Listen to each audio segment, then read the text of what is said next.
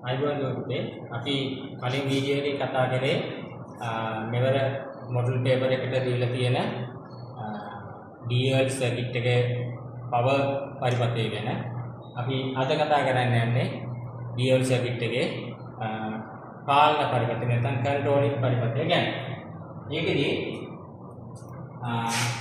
ප්‍රධාන විදුලි සැපයීමෙන් අපි ලයිව් වයර් කනෙක්ෂන් එක අරගෙන 2 ampere එහෙම නැත්නම් අපි 2 ampere එහෙම නැත්නම් 6 ampere උනත් ගැටලුවක් නැහැ.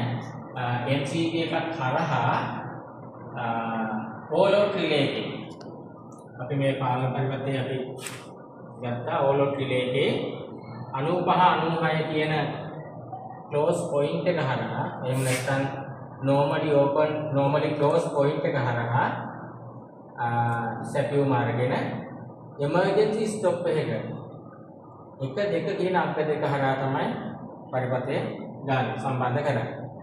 එතකොට emergency stop එක සහ stop switch දෙකේම normally close point එකක් තමයි තියෙන්නේ. ඊට පස්සේ එතනින් සම්බන්ධ වෙනවා start switch එකට. start switch එකේ තියෙන්නේ normally open point එක. ඊට පස්සේ මෙතන තියෙනවා K1 එකේ එහෙම නැත්නම් අපි කියන්නේ කන්ටැක්ටරේ K1 කන්ටැක්ටරේ ඔක්සිලරි පොයින්ට් එක 13 14 ඒක තමයි අපි මෙන්න මේ පෙන්නලා තියෙන්නේ කන්ටැක්ටරේ 13 14 අපි මේකේ යොදාගන්නේ මේ කන්ටැක්ටරේ ඔන් කරාට පස්සේ මෙතන තියෙන පුෂ් බටන් එක. මේ පුෂ් බටන් එක තල්ලු කරාම මේ සැපයුම සම්බන්ධ වෙනවා. අපි ඇතෑරිය ගමන් සැපයුම විසන්දිනවා. ඒකට මේ තියෙන ඔක්කොම පුෂ් ටයිප් එකේ ස්විච් තියෙනවා. මේක ඩිටෙක්ට් ටයිප් එක නෙමෙයි. ඉතින්ද එකවරක් එපුවම පරිපථය සම්බන්ධ වෙනවා. ඇතෑරියෙන් පස්සේ පරිපථය විසන්දිනවා.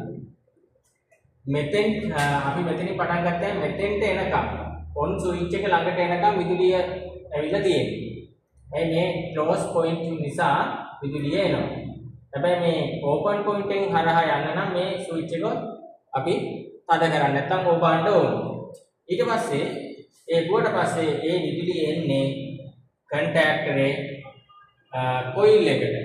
ඒ කොයිල් එකේ A1 A2 කියලා තියෙනවා. මෙතන පරිපථය යොදාගත්තේ 400 2 phase වලින් පාවිච්චි කරන